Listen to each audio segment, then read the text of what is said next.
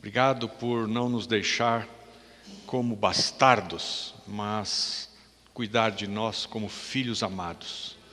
Obrigado pela tua instrução, pela tua disciplina. Obrigado porque nós não seremos filhos mal educados.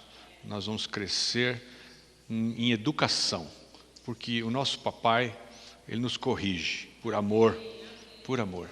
Que a tua palavra seja a verdadeira direção hoje e com o teu amor o Senhor nos apacente e nos instrua, nos edifique e nós sejamos filhos maduros aos teus olhos. Em nome de Jesus. Amém. Amém. Glória. Bom, vamos lá.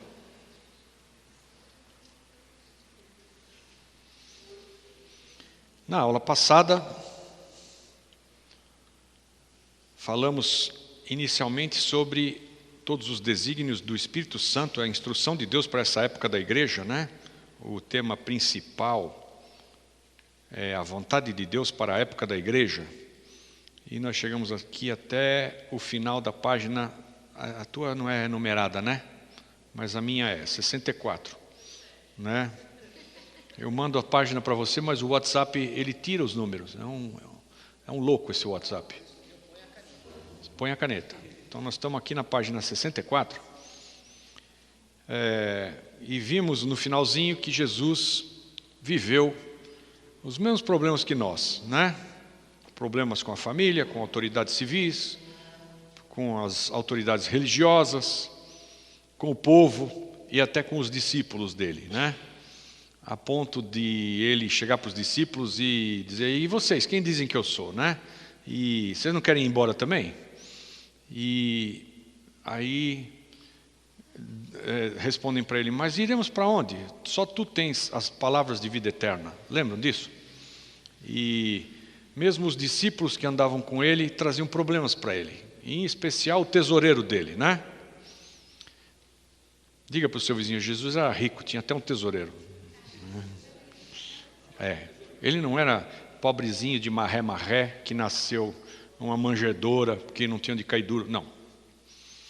Mas as autoridades, a própria família dele, o perseguiram, o rejeitaram, mas ainda assim ele é mais que vencedor.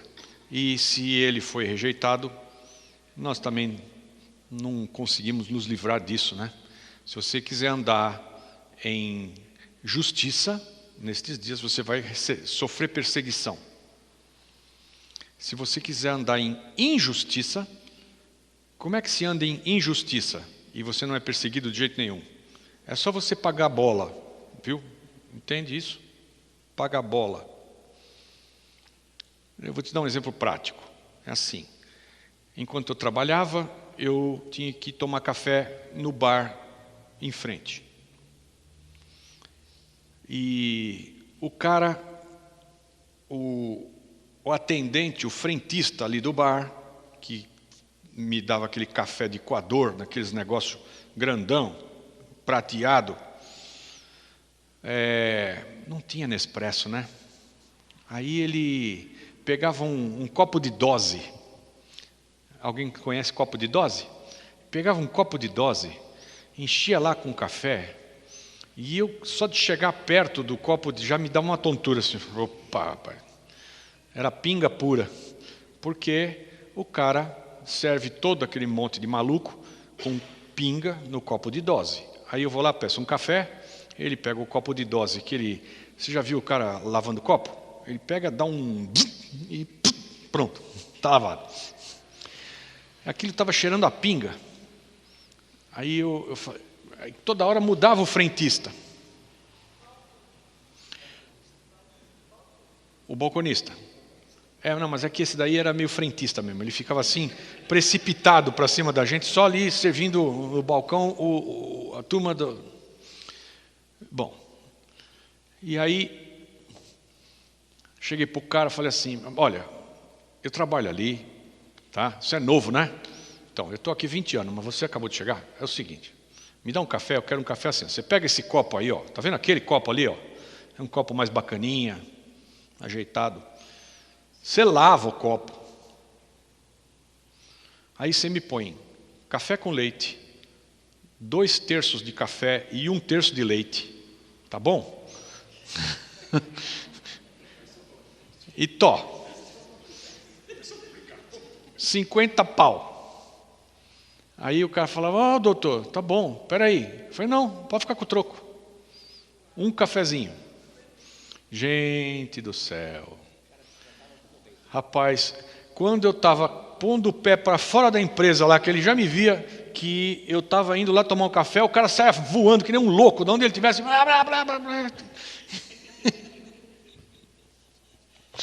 Começava a lavar e me servia um café bacana, né?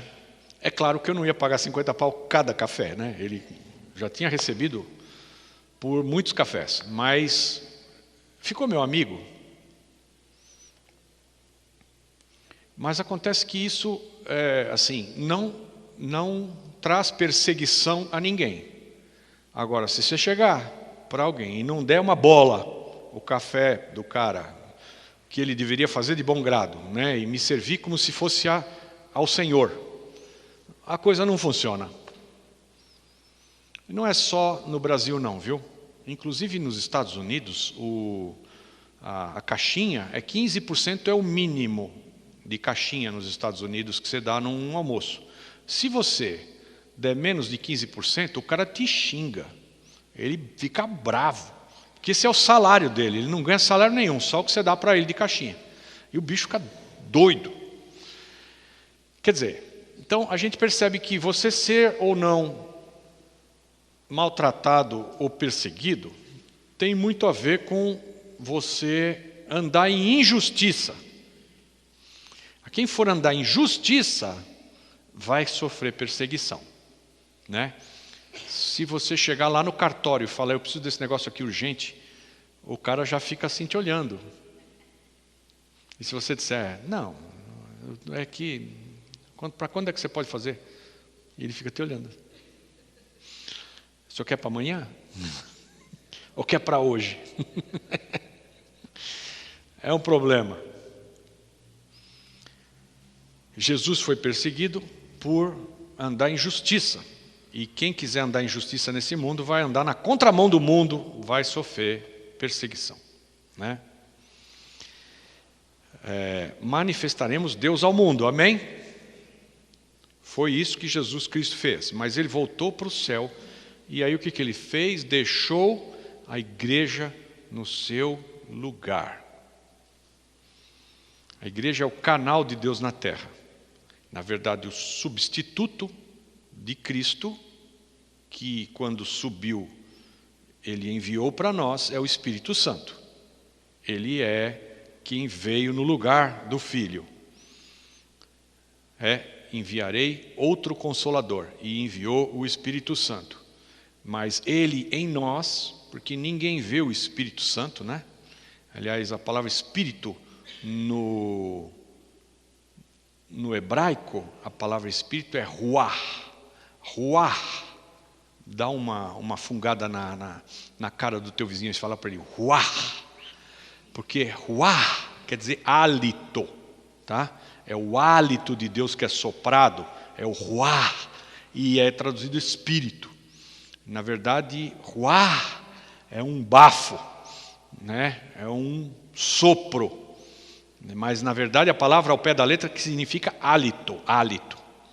E espírito, que é traduzido espírito, no hebraico, ruah, no grego, pneuma. Pneuma, que dá origem aos nossos pneus, o pneumático, é ar. Ar, né? Então, em grego, ar. Né? O espírito é um vento, um sopro, um ar. Foi ele que veio no lugar do Senhor Jesus e ninguém o vê, amém? Quem é que vai ver ar? Hálito, não o vê. Mas ele habita em nós, e você é visível. Então, se ele diz aqui, bom, ele foi e deixou a igreja no seu lugar, é para todo mundo ver, amém? Esse é o sentido da história. Para que vejam, ele nos deixou no lugar dele, mas não nós pessoa carnal, deixou aqueles que nasceram de novo e são habitação do Espírito. E entenda isso. O plano de Deus não muda. O plano de Deus sempre foi uma expansão do seu reino, do reino dos céus. Ele fez o planeta e falou: vamos colonizar esse lindo planeta azul e transformar ele numa extensão do reino dos céus. É um plano de Deus. Para colonizar o planeta, para fazer o planeta andar como se aqui fosse o céu, ele plantou o primeiro Adão e instruiu o primeiro Adão. O primeiro Adão deu ouvidos ao diabo e convidou o diabo, em vez de guardar o jardim onde ele estava da presença do diabo, o diabo invadiu o jardim e Adão deu as boas-vindas para ele, na pessoa da serpente. Com isso, o homem caiu. E parece, aos olhos dos menos atentos, que Deus então mudou de plano, trocou de estratégia, mas não. A estratégia de Deus é a mesma e o plano dele é o mesmo. Ele quer fazer este planeta uma extensão do reino dele, do reino dos céus. E para isso, ele pôs o primeiro Adão, que falhou. Aí, o homem natural caiu.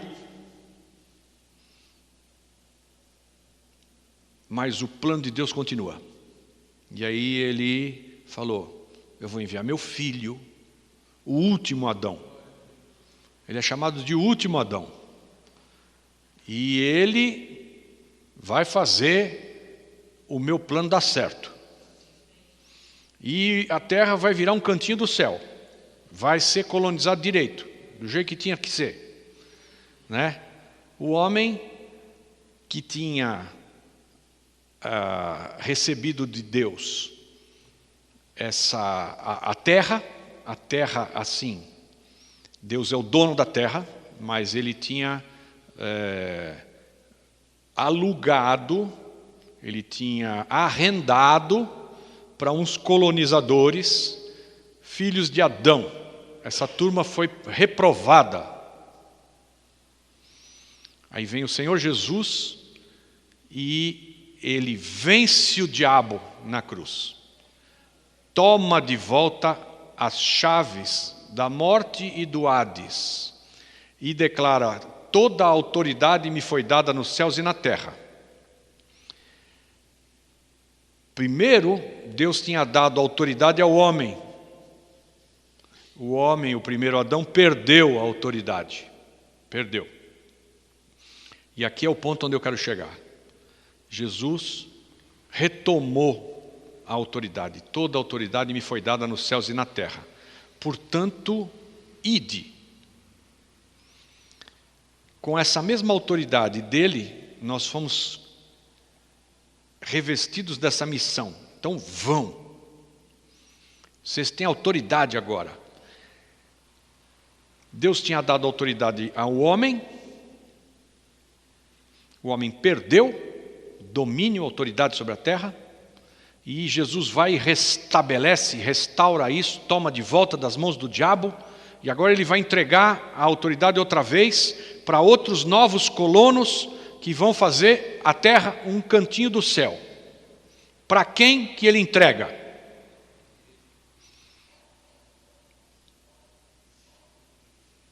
Para outro homem?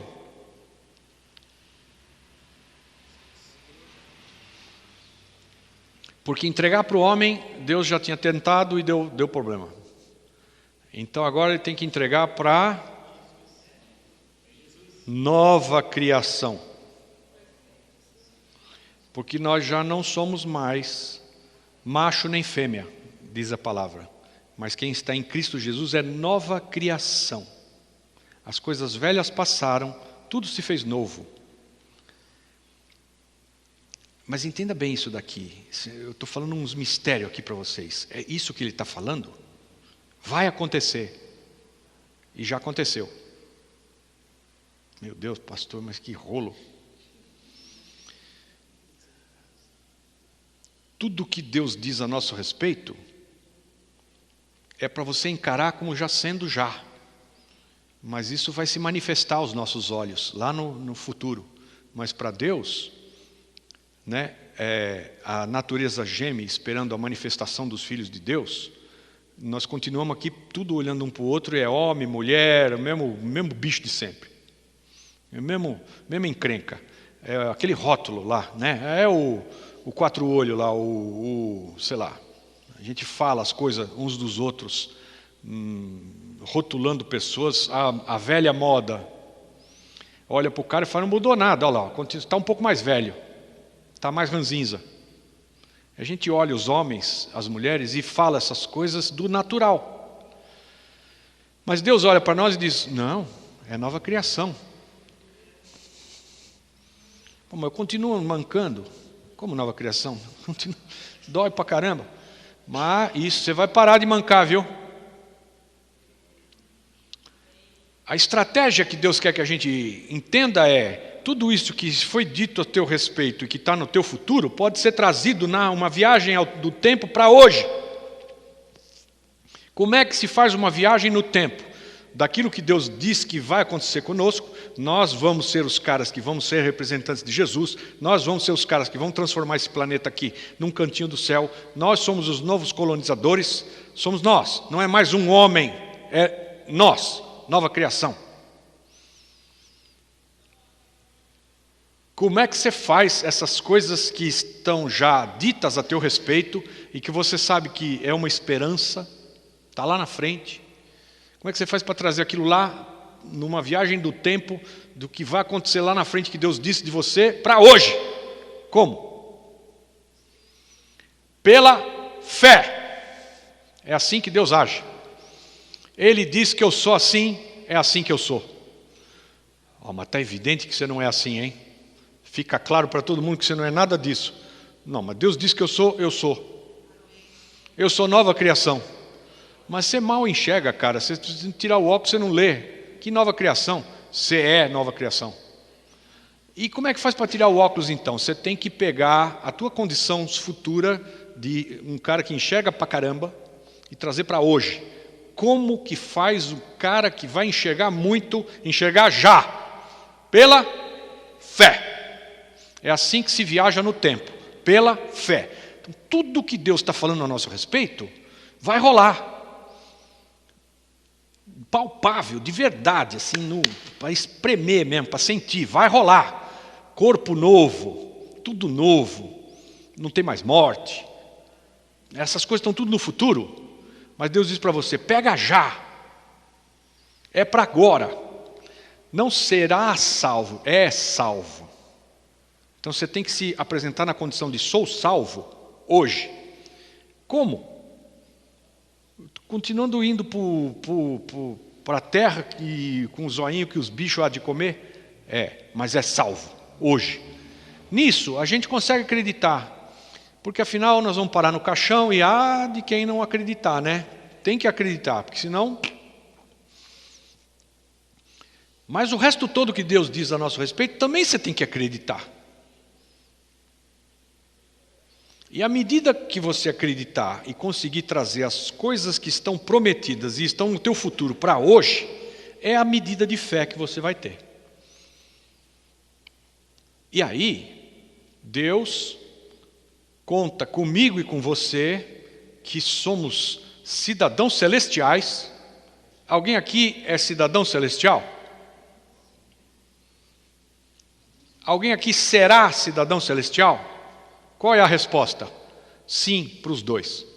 Será e já é. Porque quando a gente for cidadão celestial, nós vamos voar. E alguém aqui sai voando? Não. Mas se você tiver fé do tamanho de um grão de mostarda, você vai dizer para aquele monte, vai e se joga no mar. E o monte vai e se joga no mar.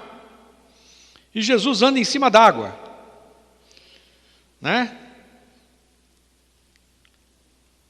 E subiu ao céu. O que é mais fácil, subir ao céu ou andar em cima d'água? É tudo muito difícil. Mas acontece que você consegue fazer com que as coisas que estão ditas a teu respeito, e que você é cidadão celestial.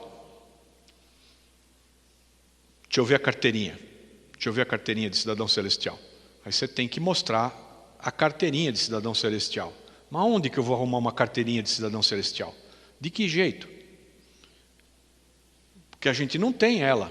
E nós não temos um corpo que atravessa a parede. Mas o Filipe, que estava correndo na carruagem do lado do eunuco, acaba o que ele tinha que fazer lá com o eunuco e ele é transladado, desaparece de onde ele estava e vai aparecer lá do outro lado. Carteirinha de cidadão celestial. Como é que isso acontece? Pela fé. Quer dizer que eu posso estar aqui conversando com vocês e pronto, encerrei a aula e Deus pega e me manda lá para a China. Eu vou aparecer lá do outro lado para fazer outra coisa que Ele vai pedir? Pode. Por que não acontece? Não é problema com Deus, viu? O problema não é Ele. Agora, há tempo para todas as coisas debaixo do sol. Amém? Há tempo para a gente aparecer e desaparecer. E há tempo para a gente não desaparecer de jeito nenhum. Vamos continuar aqui. De sorte que tudo o que nós estamos falando a respeito de Deus ter nos deixado no lugar de Jesus aqui, para a gente ir cumprir o que Ele começou, tem que ser uma continuação do que Ele fazia. E a gente só consegue isso se a gente trazer as palavras que Deus diz a nosso respeito para hoje. Já é assim. Então, ide, pregai o Evangelho. E como é que faz isso? Você chega na casa do cara, bate e fala, é chegado o reino de Deus aqui na tua casa. Se ele abrir a porta e te deixar entrar, amém. A paz do Senhor seja contigo. Curai os enfermos e expulsai os demônios. Porque antes de chegar o reino de Deus à casa, enfermidade e demônio, invasores, ficavam. Mas agora é chegado o reino de Deus a essa casa, a paz seja na tua casa. Expulsem os demônios e curem os enfermos, porque agora é chegado o reino. E no reino não tem demônio e não tem enfermidade. Então eles têm que ir embora, porque agora eles viraram ilegais, invasores, têm que ir embora. E se você mandar embora, tem que ir embora. Agora, para você chegar e fazer isso, você tem que entender a tua condição de continuidade de Jesus na terra. Eu sou a continuação de Jesus na terra. É isso que ele está falando aqui para a gente. Nos deixou no lugar dele.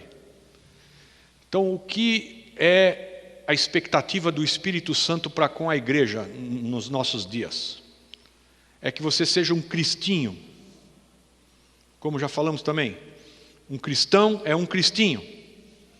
E quando os diabos, os demônios te olham, foge. Você tem que ter o teu nome escrito no céu. Amém? E o teu nome conhecido no inferno. Porque o apóstolo Paulo, ele diz assim, o apóstolo Paulo não. Quem foi que foi expulsar os demônios em nome de Jesus a quem Paulo prega? Os filhos de Seva, um sacerdote. E os filhos dele foram expulsar demônio. Nós expulsamos demônio, nós te expulsamos em nome desse Jesus a quem Paulo prega. E o demônio diz para ele,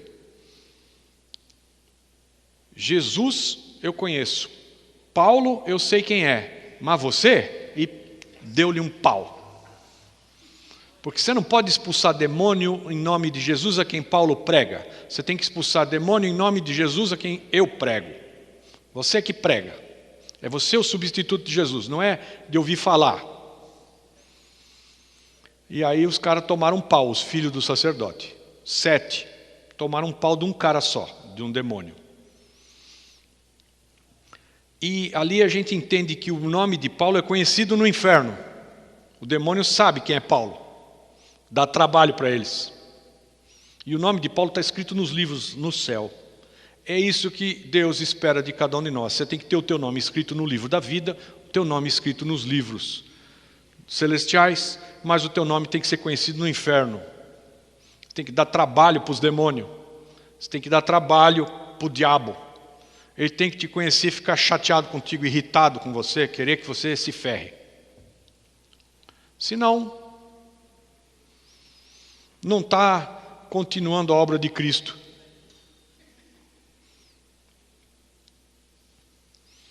Amém?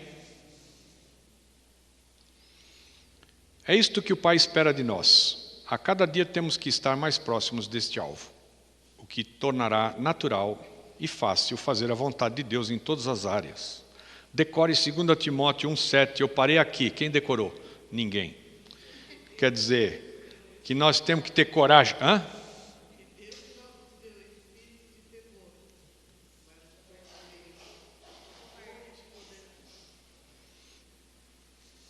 Deus não nos deu espírito de covardia, mas de poder, de amor e de moderação. Né? Amém? E aí nós terminamos dizendo que covardia, é que coragem, não é não ter medo. Medo é natural. Coragem é você não deixar o medo te dominar. E agir mesmo estando com medo. Medo do quê? Medo do endemoniado. Que o cara ruge, estrebucha, grunhe, uiva, faz de tudo. E joga os caras para cima. Não é para ter medo não. A minha mulher é um exemplo disso para mim. Porque a loirinha, ela pega um endemoniado daqueles que está babando, sozinha, e encara o cara e fala assim, não me toca. E o cara fica duro, assim, com a cara como um lobo na frente dela, jogando cuspe, né? E ela ali, você não me toca, não levanta a mão. E o cara fica duro e não toca nela. Falou, essa loirinha, eu vou te contar, meu.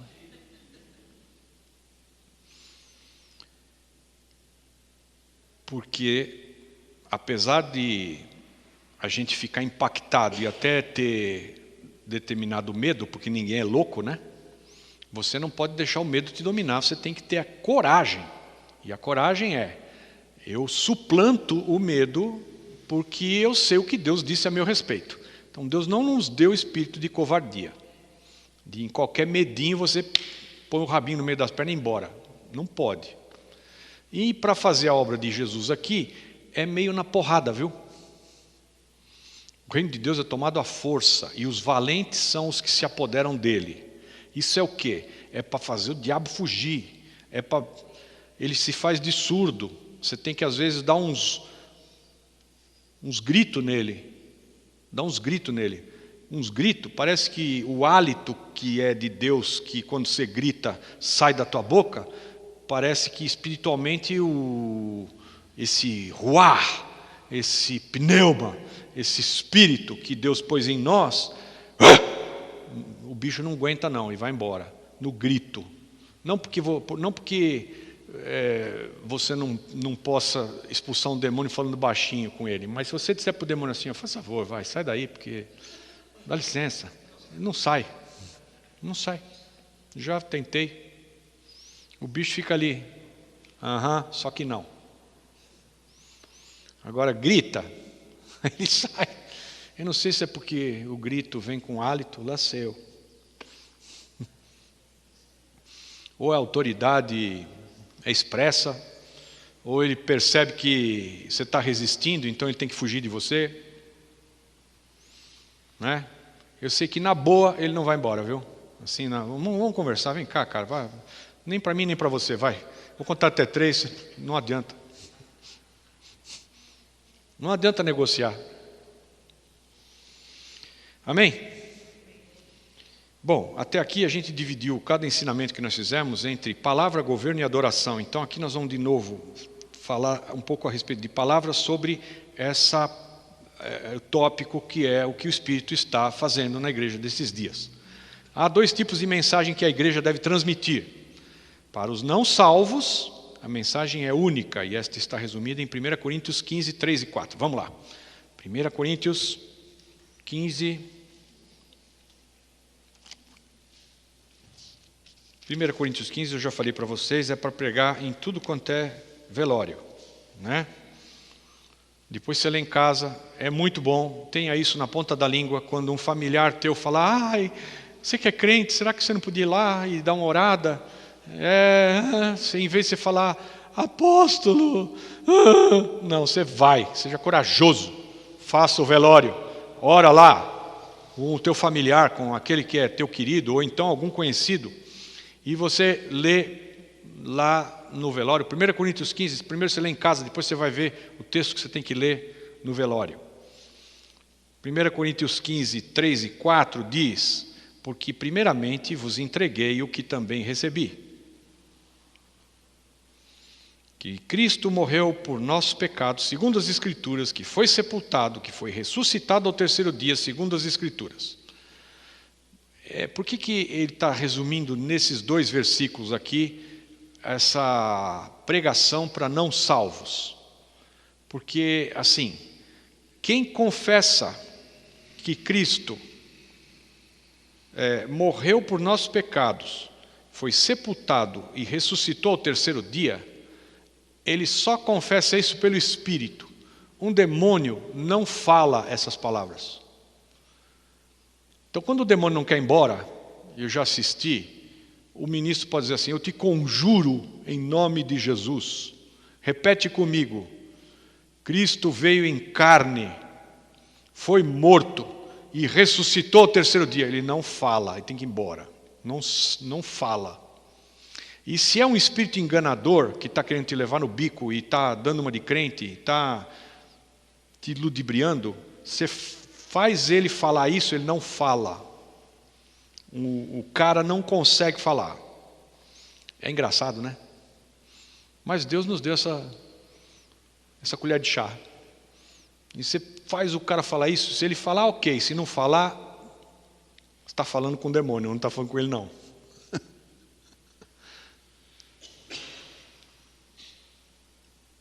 Ai, Jesus.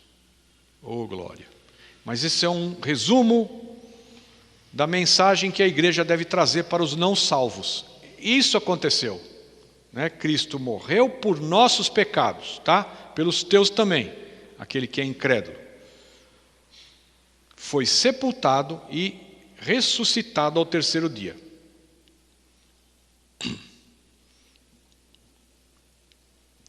Quer dizer que quando eu tiver que evangelizar um amigo, eu vou falar isso aqui?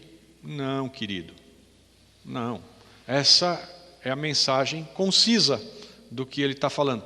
Mas eu, para fazer aqui um chamado às pessoas para entregarem sua vida a Cristo, falo meia hora, às vezes.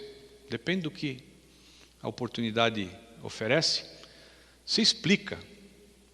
Quem tem o Filho tem a vida. Quem não tem o Filho de Deus não tem a vida. Jesus veio para desfazer as obras do diabo. O diabo veio para roubar, matar e destruir. Eu vim para desfazer as obras do diabo. Eu vim para que tenham vida e vida em abundância. O mundo diz que tudo leva a Deus. Todos os caminhos levam a Deus. Jesus diz, eu sou o caminho, a verdade e a vida. Ninguém vem ao Pai senão por mim. E emenda um versículo no outro e vai. E aí você faz um chamado para que a pessoa... Tudo isso que eu estou falando está resumido aqui. Mas a nossa mensagem que a igreja tem que passar, ela pode ser inspirada no Espírito Santo e você ser usado pelo Espírito para convencer e converter. Para os salvos, é bem mais ampla a mensagem e trata de tudo que se segue à nova vida em Cristo. sua real posição em Cristo, seu lugar no plano de Deus, como lidar com o pecado, confissão. Qual é a palavra para confissão no original?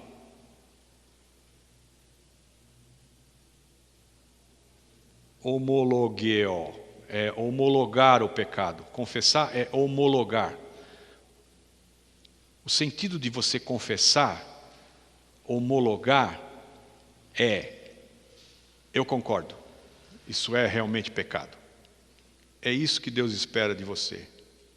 Não é que você fique lá pedindo perdão, pedindo perdão, pedindo perdão, pedindo perdão. Não, porque eu fiz isso, porque eu não sei o que lá, me perdoa, Senhor, porque eu fiz tal e eu fiz assim, não sei o que. O que Deus espera que a gente faça é homologar o nosso pecado diante dele. Confessar quer dizer, essa prática que eu fui pegado aqui, eu não quero nunca mais ser pego, nunca mais vou fazer isso. Eu concordo, isso aqui é pecado, isso aqui quebra a minha comunhão com Deus, não faço mais. Isso é homologar o pecado. Está traduzido por confessar. Está traduzido por confessar. E é verdade, é para confessar mesmo. Quer dizer que você concorda, confesso. Se você confessa porque foi pego no flagra e está com dor na consciência ou está envergonhado, amanhã você vai fazer a mesma coisa e vai ter que confessar de novo. O que Deus espera de nós é que a gente tenha que a gente se arrependa. E arrepender eu estou indo para lá e estou praticando essa coisa. Arrepender é o quê? Eu vou para lá agora. Vou praticar outra coisa. Para lá, eu fiz, não foi bom. Eu concordo. Ir para lá e fazer o que eu estava fazendo é pecado. Não faço mais. Agora eu vou para lá. Aí você se arrependeu. Porque o arrependimento tem que mostrar seu fruto. Arrependimento é mudança de direção. É fazer diferente. É decidir de outra maneira. Mudança de paradigma ou metanoia. Mudança de maneira de pensar. Metanoia. A palavra traduzida para arrependimento é metanoia. Metanoia dá origem à metamorfose. Eu agia como uma lacraia, mas agora eu vou agir que nem borboleta. Metamorfose. É isso que Deus espera de nós, uma metamorfose. Eu era feio como uma lagarta, agora eu vou ser bonito como uma borboleta. Vou mudar a minha maneira de ser. Muda tudo. Como você se apresenta, um rasteja, o outro voa. Tudo isso. Então, metanoia, arrependimento, fala de você ter uma profunda mudança da sua maneira. Como se apresenta, como se comporta, como reage, como fala, como se veste, como tudo. O Espírito Santo espera que a gente tenha esse tipo de mensagem para quem é crente. Então, confessar é uma palavra muito pequena para tudo que se precisa. Confessar o pecado e manter a comunhão com Deus. Também tem que ouvir como se alimentar da palavra, seu relacionamento com o Espírito Santo, etc. Eu aprendi com o pastor Bartimeu, que me ungiu, que a gente tem que praticar a respiração espiritual. Do mesmo jeito que você enche o peito de oxigênio e solta o gás carbônico, e é natural para você, para o teu físico, para o teu corpo, se alimentar disso. Se você parar de respirar e queimar oxigênio, você morre. Então, a respiração natural enche de oxigênio e solta gás carbônico. No espiritual confessa o pecado e se enche do Espírito. Respiração espiritual é confessa o pecado e se enche do Espírito. Confessa o pecado, se enche do Espírito. E não vos embriagueis com vinho, onde há contenda, mas enchei-vos do Espírito. Que versículo é esse? Efésios 5,18. A essa altura do campeonato você já tinha que estar comigo aqui. Tem que saber. Eu vou sair dando pancada em vocês aqui.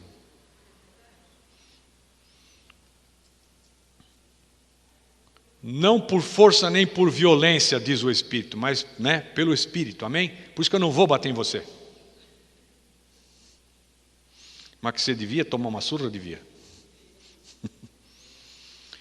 E não vos embriagueis com vinho onde há dissolução ou contenda, mas enchei-vos do Espírito. Efésios 5,18. E aí, essa é a respiração espiritual.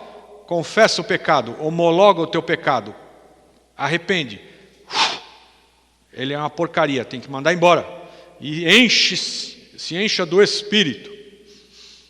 E na verdade, não vos embriagueis com vinho, mas enchei-vos. Enchei-vos, no original continuem sendo cheios, sem parar. Todo o tempo. Tem que ser cheio do Espírito direto. É como o oxigênio. Dá para ficar uns meses sem respirar? Sem encher o tanque de oxigênio? Não dá. Então, continuem sendo cheios do Espírito, é nesse sentido, o Espírito Santo é o nosso oxigênio espiritual. Continue enchendo a cara do Espírito. Pastor, mas enchendo a cara? Enchendo a cara, porque ele está dizendo, e não vos embriagueis com vinho, porque se você encher a cara de álcool, de vinho, você vai ficar alegrinho, e vai arrumar uma briga com alguém que fez qualquer coisa torta que você achou ruim. Perdeu o filtro, então você briga com a sombra. Então não encha a cara de vinho. Encha a cara do Espírito. É para se encher do Espírito. E o que faz quando se enche do Espírito? Você vai ficar alegrinho. Só que não tem briga. É na boa. E é incrível como as pessoas que se enchem do Espírito, chegam aqui, começa aquela alegria no Espírito, o louvor, a adoração, a fluir. E você? Eu não estou nem aí. Agora, tem gente que fica assim, só mexe os olhos. Precisava tomar um porre do Espírito. Não é para tomar umas porradas do Espírito, não, é para tomar um porre do Espírito, se encher, deixar ele te deixar embriagado.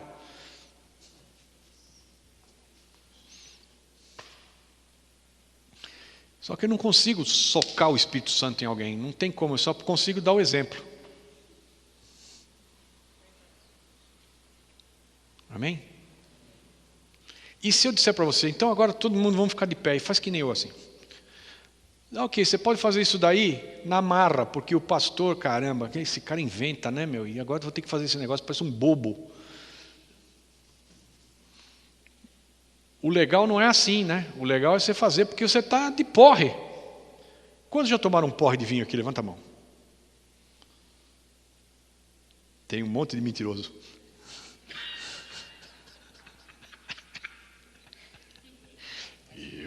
Eu não, cara. De jeito nenhum.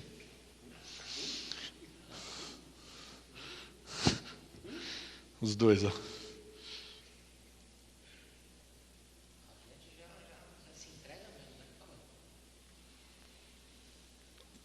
Deus quer que você fique alegrinho. Ele quer. Mas não é com vinho, é com o Espírito. Eu já vi um monte de gente de porre do Espírito, mas de porre mesmo, de bêbado. No Espírito. É legal demais. É muito legal. Para a maior compreensão destas coisas, Deus deu à igreja os dons de mestre e de ensino. Não é dois dons, não, é o mesmo, mestre, que ensina. Né? Efésios 4:11 Todo mundo já decorou, né? Efésios 4:11 vocês decoraram, né? E ele mesmo deu uns como apóstolos, outros como profetas, e outros como evangelistas, e outros como pastores e mestres.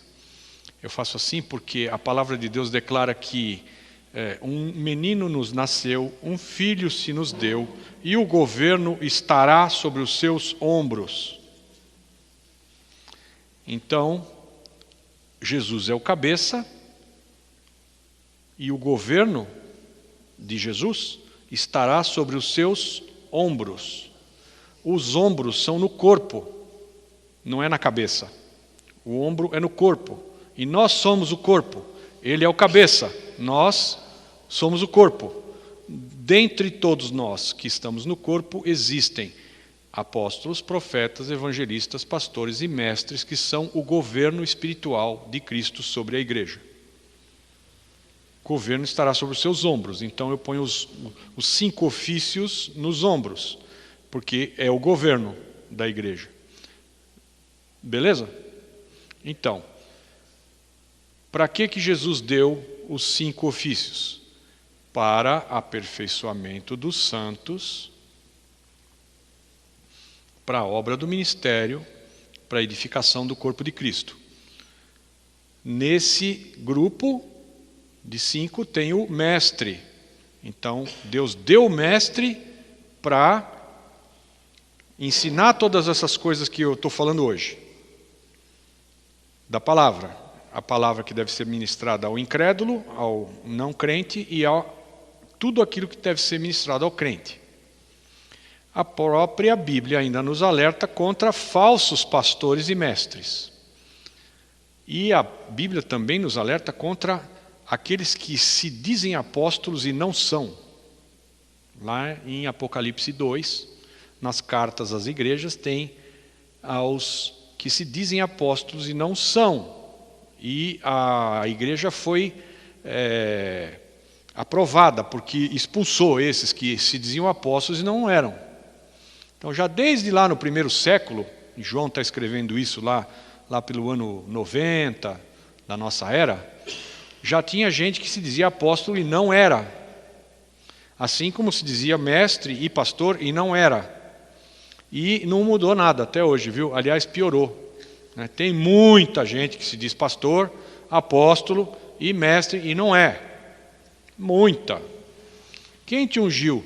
Foi minha mulher. Meu Deus. Não, eu vi na internet lá que tinha lá, você paga uma taxa de R$400, o cara te unge apóstolo, te dá um diploma. Ah, foi, você pagou, paguei, está tudo certo, está aqui o diploma. Puf, na internet. Bom, por isso, todos os crentes devem o quê? Lê lá. Conhecer a palavra de Deus, para conferir o que está sendo ensinado. Amém?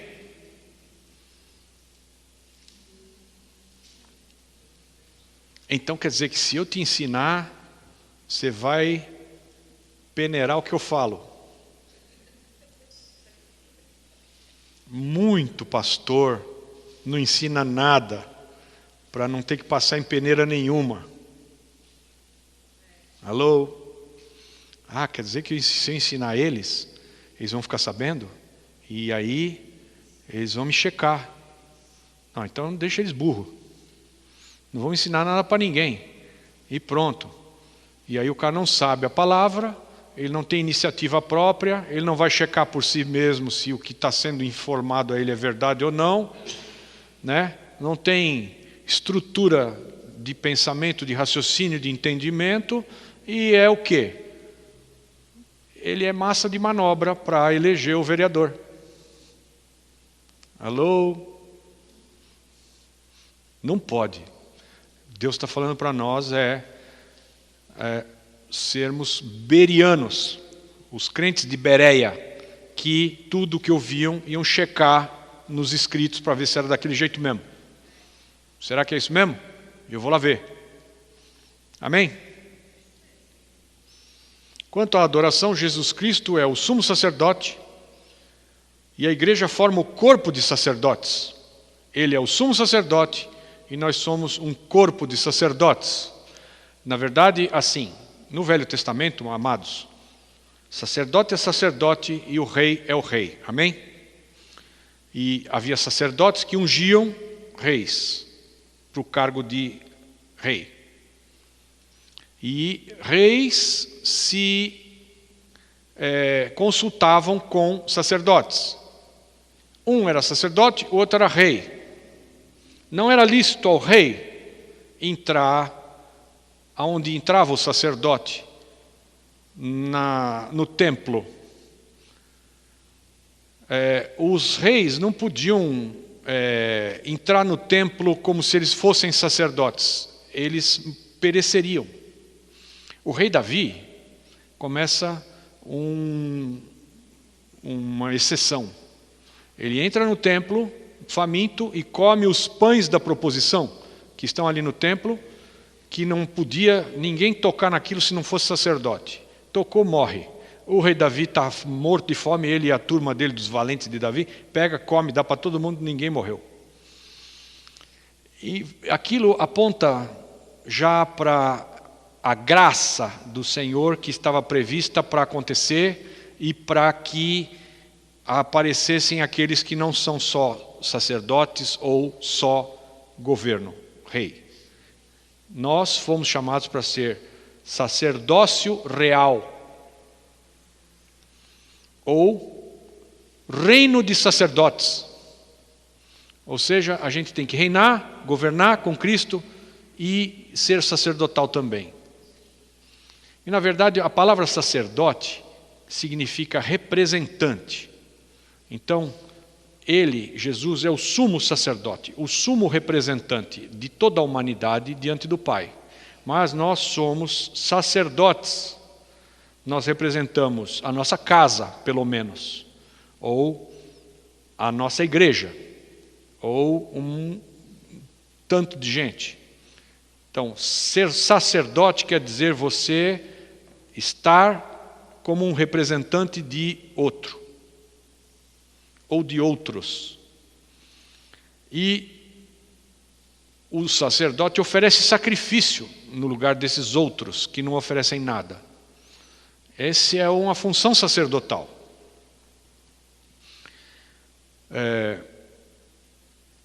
Jesus é o sumo sacerdote e nos deixou aqui como um corpo de sacerdotes. E nós temos que ser sacerdotes e reis. Sacerdócio real. Porque também vamos governar com ele. Então isso é uma nova pegada, diferente do Velho Testamento, que ou era uma função ou outra. Aqui no Novo Testamento, na nova criação, nós somos os dois.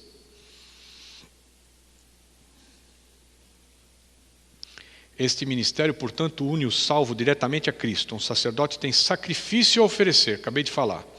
Sacrifício é algo que sobe para Deus como prova de fé e obediência. Hoje Deus quer receber de nós os seguintes sacrifícios. Hebreus 13:15. Vamos ler esse. Hebreus 13:15.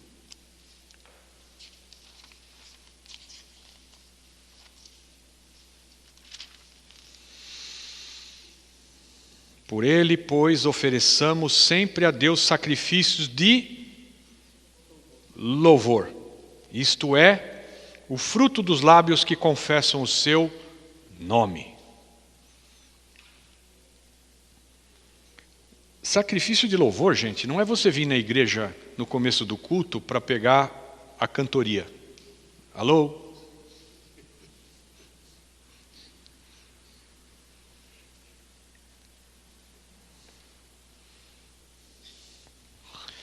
Porque alguns acham que o que a gente faz aqui é uma cantoria braba, né? Que, pô, não tem fim esse negócio. Como crente canta, tá doido. E a gente tem que ficar em pé, escutando a cantoria. Então o cara que entende que aquilo lá é uma cantoria louca e que é melhor eu chegar às 10h30, já viram uns caras que chegam às 10h30? Ou só eu que vejo? Entra e que bênção, né? Está todo mundo aqui já assim arrebatado e a pessoa entra aqui com aquela cara de pau lascada, 10h30, e acha que, bom, me livrei da cantoria. E acha que quando eu prego isso, que você tem que fazer sacrifício de louvor, é chegar na hora. Misericórdia, tenha dó. Porque, na verdade, gente, louvar o Senhor não exige música. Não exige música. A gente adora, louva, música é lindo, é do céu, é para ter. Tá? Mas, olha, eu tenho aquela voz horrorosa, pastor, você não sabe. Não tem problema. Deus ouve a tua voz, a tua palavra. Você não precisa nem cantar, você fala. É sacrifício de louvor, de obediência. Não se dignar a ficar de pé meia hora cantando. Isso não é sacrifício de louvor. Amém, gente? Deus quer receber de nós o nosso louvor. Se você não está nada a fim de louvar, acabou de, sei lá te aconteceu um sinistro, tá? Aconteceu um sinistro. Sinistro acontece para todo mundo. A gente faz seguro contra sinistro, né? Acontece. Aconteceu um sinistro, uma encrenca brava. E miséria pouca é bobagem. Deu tudo errado. Aí você entra na igreja com aquela cara de Deus, você está dormindo? O que aconteceu? E você não está afim de nada. Aí é que entra o teu sacrifício de louvor. Aí sim, você vai injuriado declarar que Deus é bom. Ele é bom. E eu faço isso direto aqui. Deus é bom. Ele é bom. Você se ferrou, né? Mas Deus é bom. Você dançou, né? Você chegou aqui ferrado. Deus é bom. Ele é bom. Isso é sacrifício de louvor. Declarar Ele é bom. Está convicto de que Ele é bom. Deixar Deus e perceber que você está sendo honesto. Você está sendo sincero. Ele é bom. Mas aconteceu uma catástrofe, mas Ele é bom. Amém? Outra adoração, Romanos 12, 1 e 2. Texto super conhecido, né? Só o Ricardinho já pregou umas 100 vezes sobre ele.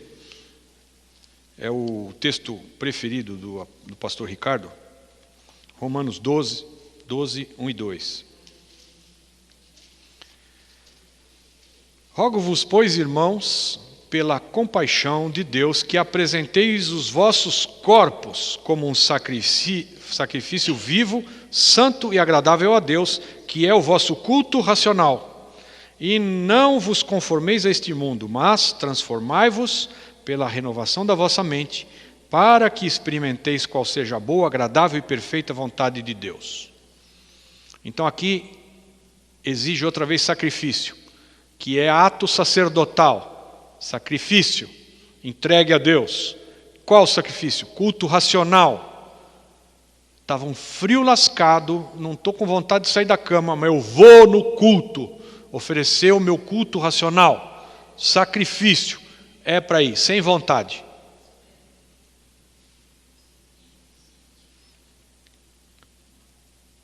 E o culto racional é aquele que você entra pela porta e está ligado no céu. Não é entra pela porta e está vendo quem está pelado, quem não está combinando a roupa, quem está despenteado, Uma vez, gente, meu pai do céu, a senhora aqui na igreja foi no toalete. Na hora de sair do toalete, ela pôs a calcinha em cima da saia. E saiu. Com a calcinha em cima da saia. A saia estava dentro da calcinha. Gente do céu. Ela passou na minha frente. Eu perdi a noção de culto, de sacrifício. O que é aquilo? Uma senhora, já de idade pra caramba. Lilian, vai atrás dela! Que susto.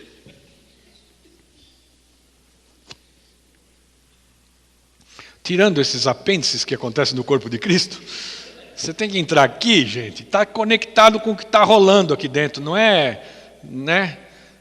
Tipo, desce do louvor e senta ali e fica lá o culto inteiro.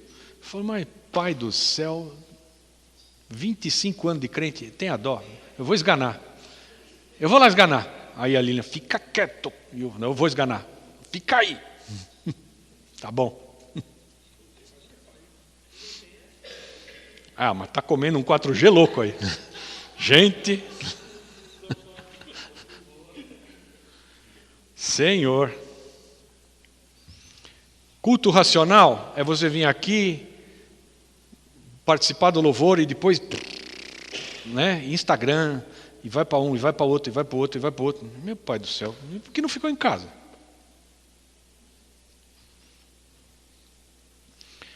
Outro sacrifício, nossos bens. E aqui o crente e os seus bens fala de o amor a Deus também deve ser provado por algo que consome grande parte da vida de qualquer pessoa, que é o uso do dinheiro. Nós temos ministrado isso aqui sempre, eu acho que é um texto mais apropriado, aonde está o teu tesouro, ali está o teu coração.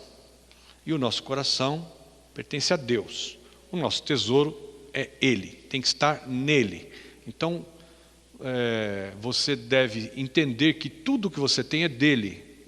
Tudo.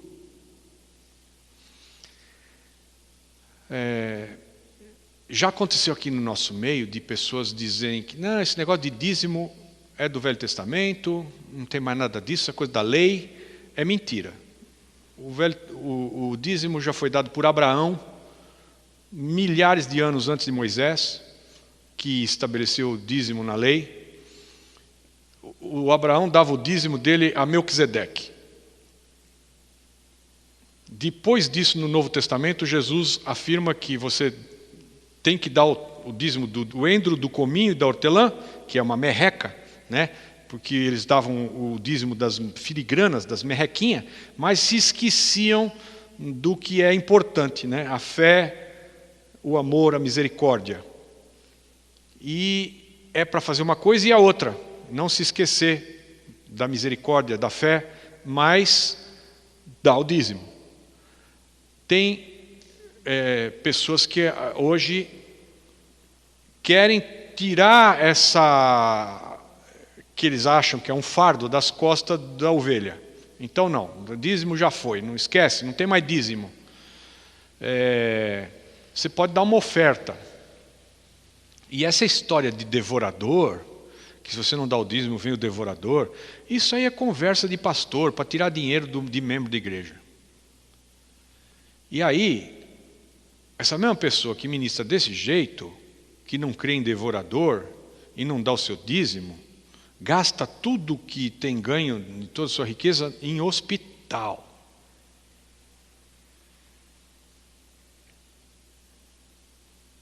E não consegue ver o devorador na vida dele mesmo. Não está cego, não enxerga.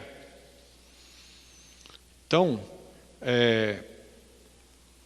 trazer os nossos bens é primeiro mostrar para Deus onde está o nosso coração. E onde é que ele está? Aonde está o teu tesouro.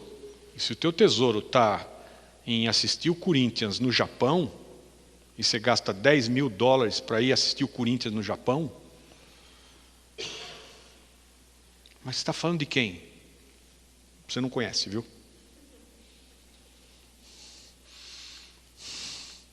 Mas vem aqui dá R$10 e gasta $10 mil para ir assistir o Corinthians no Japão. Bate lá, fica 3 horas, assiste o jogo e volta. Meu Deus do céu. Então onde é que está o teu tesouro? Onde está o teu coração? Onde está o teu coração? No Corinthians. Pelo amor de Deus. Então nós temos que ter consciência de que o nosso sacrifício, se você investir os teus recursos todos, o teu tesouro neste mundo, Deus não tem o teu coração. Não tem.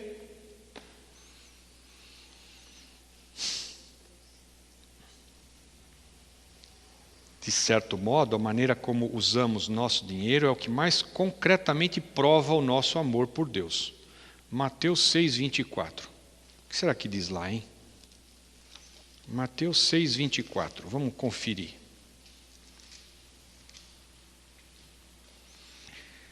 Mateus 6:24. Ninguém pode servir a dois senhores, porque ou há de odiar a um e amar o outro, ou há de dedicar-se a um e desprezar o outro. Não podeis servir a Deus e às riquezas. Quer dizer que nós temos que morrer pobre. Ou corra atrás da riqueza ou corra atrás de Deus. Não é isso que está escrito aqui. O que você não pode é deixar Deus para lá e viver a vida correndo atrás da grana. Isso você não pode. Só.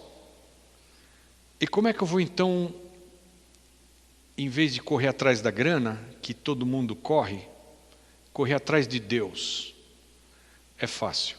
É você fazer a grana correr atrás de você. Isso é uma maravilha.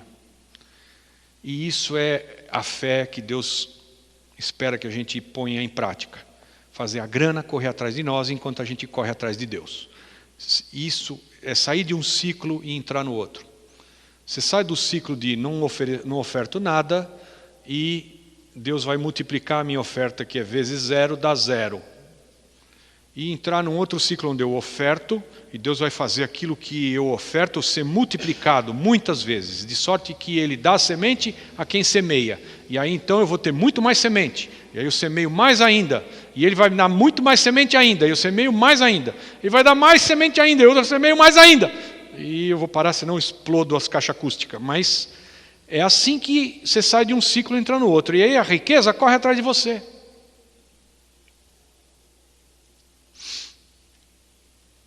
E aí você fala, eu vou fazer uma excelente oferta. Aí você vai fazer a excelente oferta e faz a oferta, e quando você acabou de fazer a oferta, você recebeu outra oferta. Você recebe a oferta de alguém, de algum dinheiro, entra na tua conta de um negócio que... olha, estou te ligando porque eu queria dizer que eu estou muito arrependido, eu estou te devendo esse dinheiro há anos, né? Mas agora Deus tocou meu coração, eu vou te pagar. E pumba, na tua conta. Da onde veio isso? Da oferta que você fez. Recebe dinheiro que já tinha dado por perdido. Deus faz. Tem que sair de um ciclo e entrar no outro. E Ele diz para você fazer prova dele nisso. Tem gente, quanto a dinheiro, que acertou o alvo. Ele põe tudo que ele pode, que ele consegue.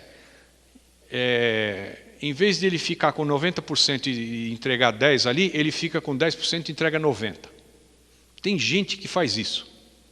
E aí, o bolo na vida dele cresce demais. Os 10% vira 1.000, 10.000, 100.000%. Cresce muito. E ele faz prova de Deus e gosta. E tem gente que decide fazer prova de Deus também. Assim, vou pôr nada lá, quero ver se ele tira a minha grana. Duvido. Eu sou ótimo administrador, não dou e estou bonito. Gente, eu já vi esse filme muitas vezes, mas acaba em tragédia direto. E olha, grana, hein? Perde tudo. E fez prova de Deus. Quero ver. Eu tenho seguro de tudo, tenho dinheiro para tudo, tenho reserva, meus celeiros estão cheios, vive minha alma abastada porque estamos bem. E faz prova de não dou e continuo tendo. Isso tem fim. Tem fim. Não é bonito. Enquanto o outro que faz prova de Deus do jeito que é para fazer, também tem fim. É lindo. Aí é viveram felizes para sempre. Isso aqui é terrível. Mas tem gente fazendo essa prova. 1 João 3, 16, 17. Agora é o versículo. 1 João 3, 16 e 17.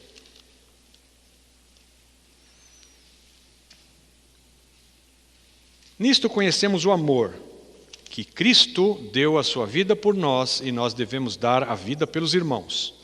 Quem, pois, tiver bens desse mundo e vendo seu irmão necessitado lhe fechar o coração, como permanece nele o amor de Deus? Eu acho que eu já dei esse exemplo para vocês, mas eu vou repetir. Eu estava comendo um pastel na empresa e aí me aparece um cara e fala: será que você podia me arrumar um pouco do teu pastel? E eu falei: claro, ô querido, dá um pastel para ele aí. Deus falou assim para mim na hora: não, eu quero que você dê metade do seu pastel e coma só meio, não é para você dar um pastel para ele. Falei: Senhor da glória. Sim, porque você pagar um pastel não vai fazer nada com você não te custa. Mais R$1, R$2, dá um pastel para o cara, pronto, acabou. Né? Isso não custa. Na verdade, o que Deus está falando aqui é que você fecha o coração para alguém que está passando uma necessidade brava e você não está passando necessidade nenhuma. Não, peraí, pastor, então é para vender tudo que tem, dar aos pobres e vamos ficar pobre também? Não, você não consegue isso. O plano de Deus não é que todo mundo vire pobre. O plano de Deus é que a gente socorra o pobre, e Ele é o Deus que pega o pobre do monturo e o exalta, e o eleva, e o faz assentar-se entre os príncipes. O plano de Deus não é para você empobrecer, para você dar tudo que você tem, perder tudo, e em vez de você ser o provedor, agora você é o pedinte. Não é. Deus não está querendo fazer da sua igreja pedintes. Então vende tudo, dá para os pobres e pronto, vira pedinte. Não. Você não consegue. Deus não fica te devendo. Quando você bota lá, Ele não leva desaforo para casa, Deus. Ele bumba de novo, e bumba de novo. Aí te enche de mimo. Prova, Ele fala, prova. Eu já provei várias vezes. Várias vezes. É assim, se você fizer com o intuito de investimento, né? Toque 100 e me dá meus 10 mil, não funciona. Pode esquecer. Agora, se o Espírito Santo te disser, dá tudo que você tem aí, pode acreditar, se for o Espírito Santo falando, que Ele não vai ficar te devendo. Ele te devolve multiplicado. Não tem como. Amém. Dar dinheiro e bens materiais é uma manifestação, uma responsabilidade da verdadeira vida espiritual. É por isso que este assunto não pode ser deixado de lado. Todos podem dar, independentemente da situação financeira, porque o ensino bíblico é conforme a sua prosperidade. Tá?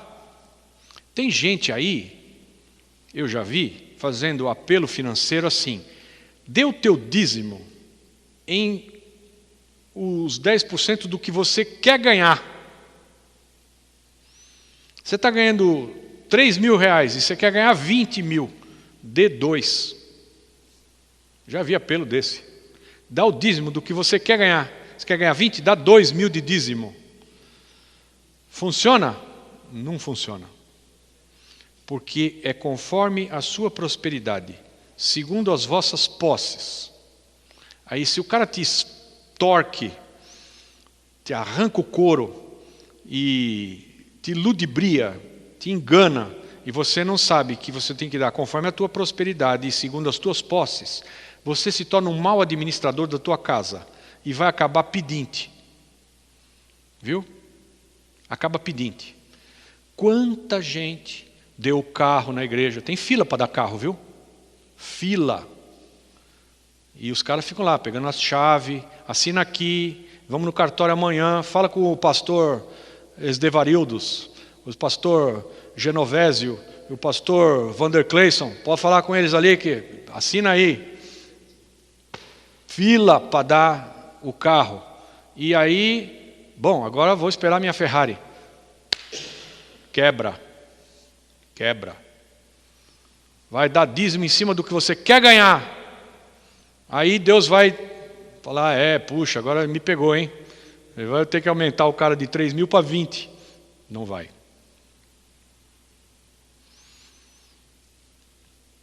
Deus não quer que nenhum dos seus perca a bênção de contribuir materialmente com a sua obra. Isto é graça. O verdadeiro doar bíblico inclui graça. Isto é, damos porque queremos e não porque temos que dar. Damos porque Ele nos deu primeiro, não porque Ele ordenou. Damos porque o amamos e queremos mostrar concretamente este amor. Se Deus nos abençoar materialmente, nós o louvaremos. Se não, nós também o louvaremos. Isto é graça de dar. Esta é a motivação. Agir desta forma, porém, só é possível pela direção do Espírito Santo.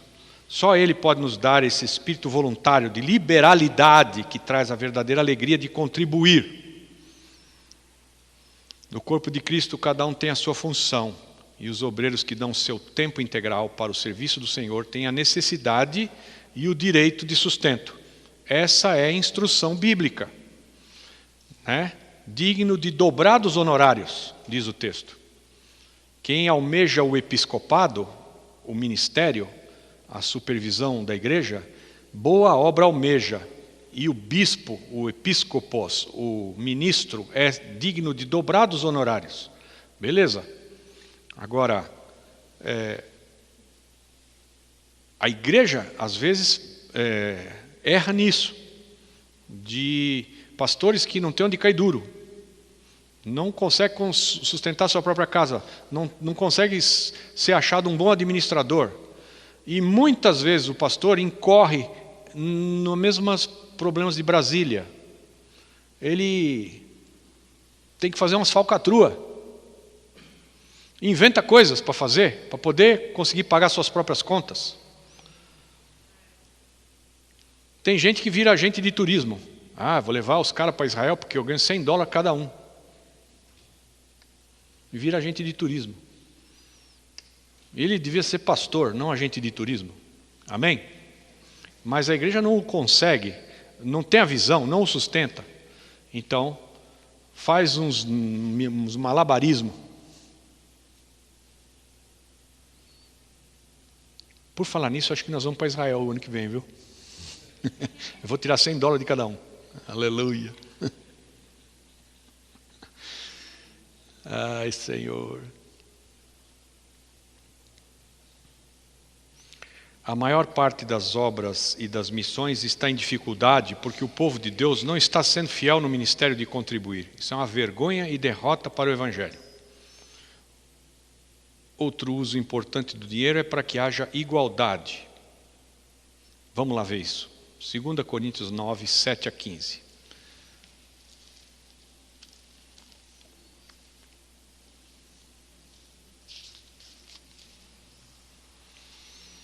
Cada um contribua segundo propôs no seu coração, não com tristeza nem por constrangimento, porque Deus ama ao que dá com alegria.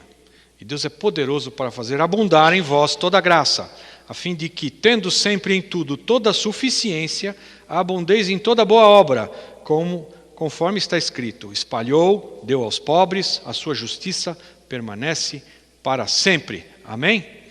Ora, aquele que dá a semente ao que semeia, e pão para comer, também dará e multiplicará a vossa sementeira e aumentará os frutos da vossa justiça, enquanto em tudo enriqueceis para toda liberalidade, a qual por nós reverte em ações de graças a Deus, porque a ministração deste serviço não só supre as necessidades dos santos, mas também transborda em muitas ações de graças a Deus, visto como na prova desta ministração eles glorificam a Deus pela submissão que confessais quanto ao Evangelho de Cristo e pela liberalidade da vossa contribuição para eles e para todos, enquanto eles, pela oração por vós, demonstram o ardente afeto que vos têm, por causa da superabundante graça de Deus que há em vós. Graças a Deus pelo seu dom inefável. Amém? Quer dizer, há uma igualdade. E a igualdade não é comunista, de todo mundo ficar pobre. A igualdade é de todo mundo enriquecer. A igreja americana experimentou isso e todo mundo enriqueceu.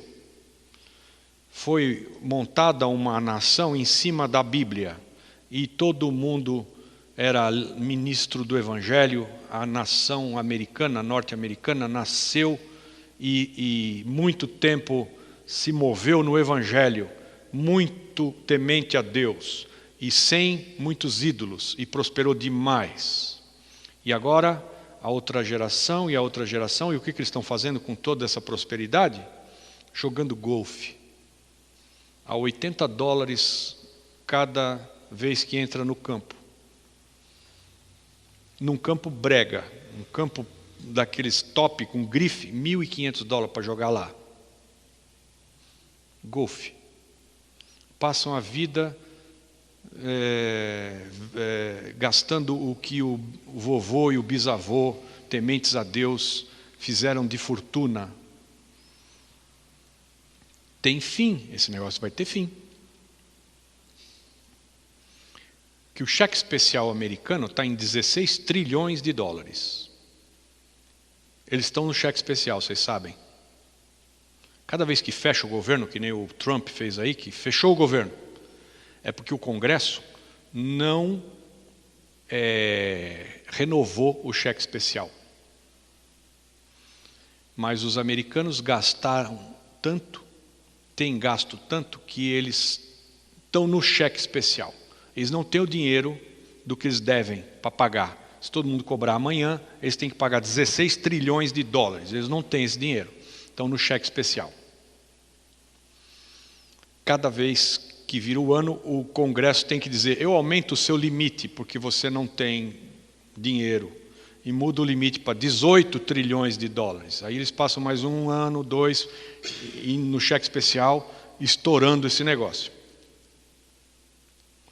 Os americanos, a nação mais poderosa, mais rica do planeta, estão no cheque especial 16 e fumaça trilhões de dólares. E a China?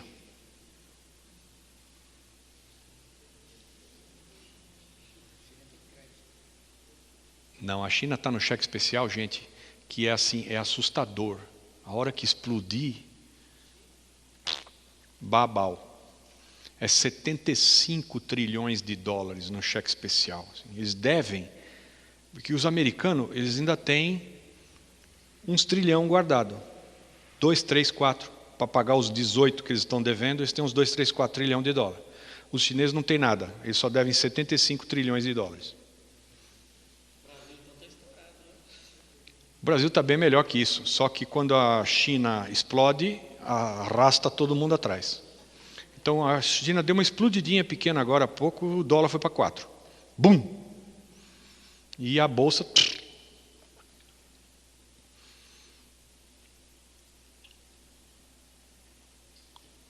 Ah, mas fique tranquilo, nós somos crentes, vai dar tudo certo. Não vai não, vai explodir. Vai explodir. Hoje a pastora Angélica veio aqui conversar comigo. E ela falou: apóstolo, tenho que te contar uma visão que eu tive de Deus. Eu, é mesmo? É. A gente estava todo mundo, um monte de gente, e de repente uns caras começaram a flutuar, e saíram levantando, e eu já comecei a falar, yes! E ela falou, não, calma, calma. E aí Jesus me falou assim, vai vir um grande abalo, e a maioria não tem âncora, não está firmado, e essa gente vai dançar. Eu falei, pô, Angélica, pelo amor de Deus. Senhor da glória. Tá bom. Aí acabou o almoço, eu falei, dá licença que eu vou comprar uma âncora. Cacetada. Ó, página 66. Aí nós vamos entrar no governo a semana que vem. Amém? 67, 68, arrebatamento. Vai começar aqui, tá bom?